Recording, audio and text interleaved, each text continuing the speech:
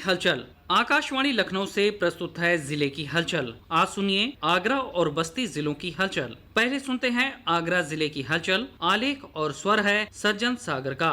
आगरा में उप मुख्यमंत्री केशव प्रसाद मौर्य ने ब्रज क्षेत्र कार्यालय पर भाजपा जनप्रतिनिधि पदाधिकारियों के साथ बैठक कर पार्टी और संगठन को और अधिक मजबूत करने पर मंथन किया। बाद में विकास भवन में अधिकारियों के साथ विकास कार्यों और कानून व्यवस्था को लेकर समीक्षा बैठक हुई। समीक्षा बैठक के बाद उप मुख्यमंत्री केशव प्रसाद मौर्य ने पत्रकारों से वार्ता करते हुए कहा कि महिला सशक्तिकरण के लिए प्रधानमंत्री नरेंद्र मोदी और मुख्यमंत्री योगी आदित्यनाथ की सरकार कार्य कर रही है। उन्होंने कहा कि मिशन शक्ति 5वें चरण का, उसमें भी यही सुरक्षित नारी और समृद्ध प्रदेश का एक नारा दिया गया है। उस नारे के क्रम में भी हम लोग प्रदेश को हर प्रकार से आगे बढ़ाने के लिए संकल्प है और आगरा के लिए प्रदेश सरकार का भी और केंद्र सरकार का भी खजाना खुला हुआ है और अनेक योजनाएं आई हैं और आगे भी आएंगी। किसानों की दृष्टि से यहाँ पर चूंकि आलू के उत्पादन का बड़ा सेंटर है और डीएपी की कोई समस्या न हो, आवश्यक कदम अभी से उठाने के लिए निर्देश दिए गए हैं। यहाँ गौवंश को संरक्षित करने के लिए जो गोचर भूमि है उसमें तमाम अवैध कब्जे थे उनको खाली कराने के लिए भी कहा गया है।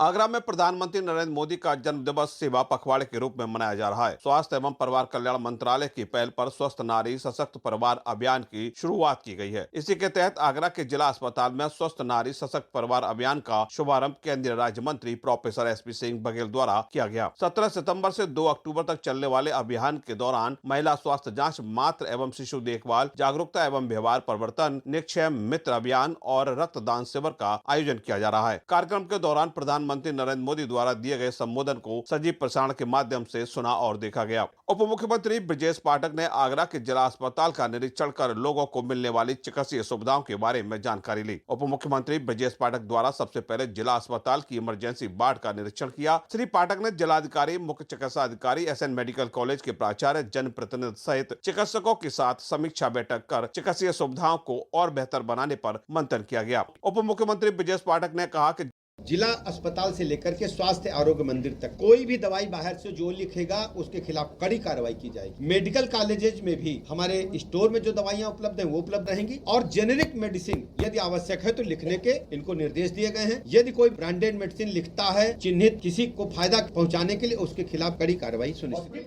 आगरा में संयुक्त राष्ट्र संचार विकास प्रोग्राम यूएनडीपी और मत्स्य पालन, पशुपालन और डेयरी मंत्रालय भारत सरकार द्वारा हितधारकों के विचार विमर्श के लिए संचार रणनीति के विकास पर 1 दिवसीय राष्ट्रीय कार्यशाला का आयोजन किया गया। कार्यशाला के समापन सत्र में केंद्रीय राज्य मंत्री प्रोफेसर एसपी सिंह बघेल ने भाग लिया। इस दौरान केंद्रीय राज्य मंत्री द्वारा पशुपालन एवं डेयरी व्हाट्सएप चैनल की लॉन्चिंग रिमोट का बटन दबाकर की गई। इस व्हाट्सएप चैनल से किसानों को जोड़ा जाएगा, जिससे किसानों को नई तकनीकी की जानकारी मिल सकेगी। कार्यशाला में देश के सभी राज्यों से 120 पशुपालन विभाग के निदेशक, नोडल अधिकारी सहित आगरा और मथुरा के पशुपालन विभाग के अधिकारियों ने विचार विमर्श किया। केंद्रीय राज्य मंत्री प्रोफेसर एसपी सिंह बघेल ने कहा कि भारत के पशुपालन विभाग द्वारा एक ऐप जारी किया गया, जिससे संचार क्रांति में केंद्र और राज्य सरकार की पशुओं से संबंधित वेलफेयर स्कीम, बीमारी, ट्रांसपोर्ट संबंधित हर प्रकार की जानकारी किसान को उपलब्ध होगी। इसके साथ ही पशुपालन विभाग द्वारा शुरू किए गए व्हाट्सएप चैनल से किसानों को लाभ होगा। आगरा में राष्ट्रीय डेयरी विकास और सहज दुग्ध उत्पादक संस्था द्वारा स्वयं सहायता समूह के माध्यम से बनी लखपति दीदियों के लिए सम्मान समारोह का आयोजन किया गया, जिसका शुभारंभ केंद्रीय पशुपालन और डेयरी राज्य मंत्री प्रोफेसर एसपी सिंह बघेल और राष्ट्रीय डेयरी विकास बोर्ड के अध्यक्ष डॉक्टर मीने शाह द्वारा किया गया। कार्यक्रम में केंद्रीय राज्य मंत्री प्रोफेसर एसपी सिंह बघेल द्वारा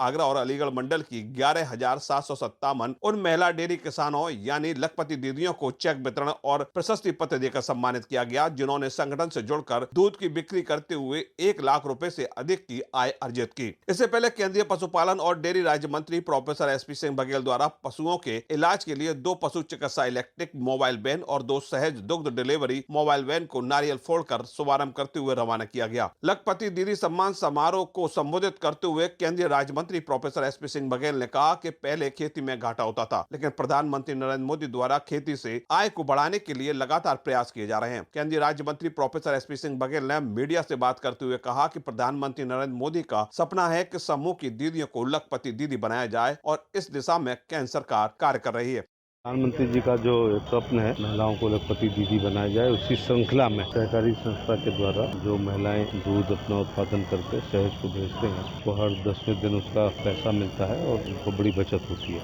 आगरा जिले की हलचल के बाद आइए सुनते हैं बस्ती जिले की हलचल। आलेख और स्वर है अमित कुमार सिंह का।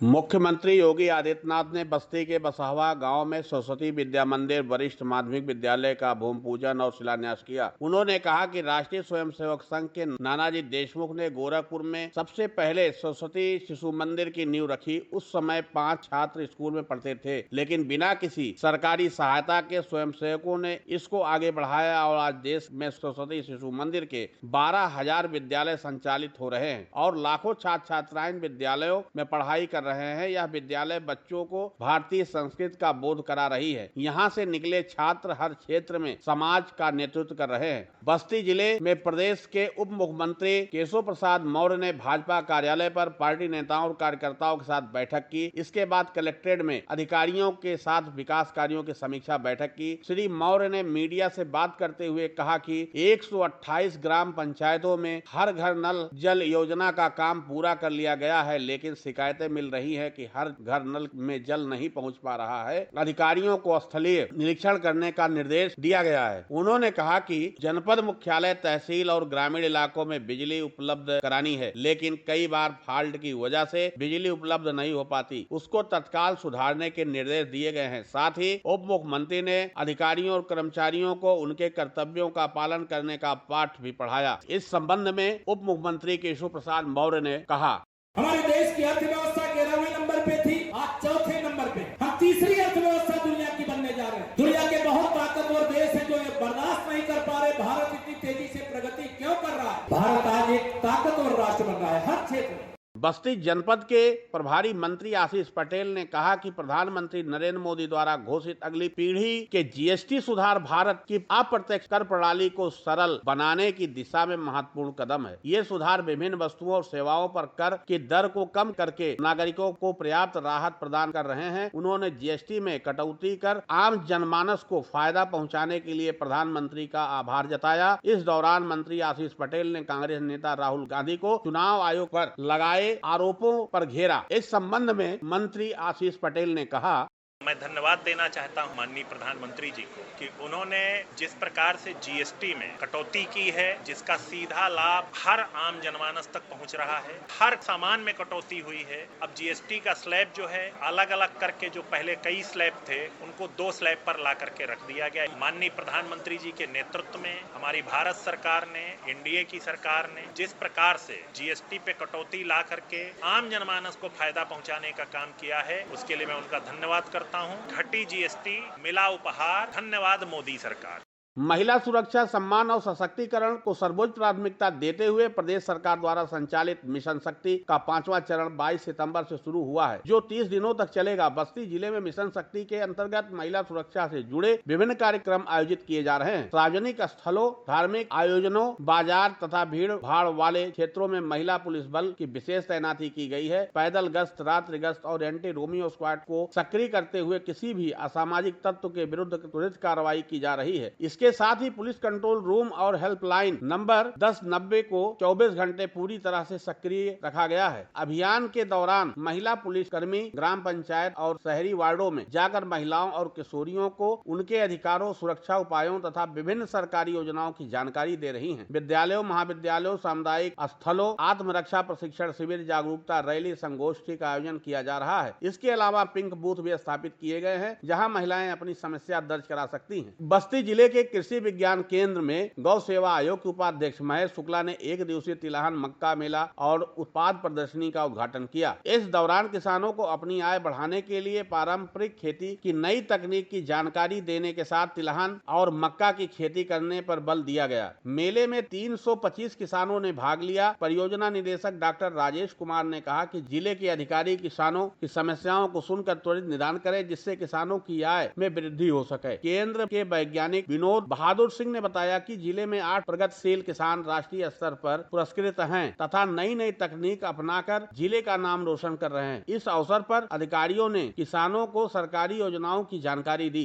ये था आकाशवाणी लखनऊ के क्षेत्रीय समाचार एकांश द्वारा प्रस्तुत जिले की हलचल का आज का अंक।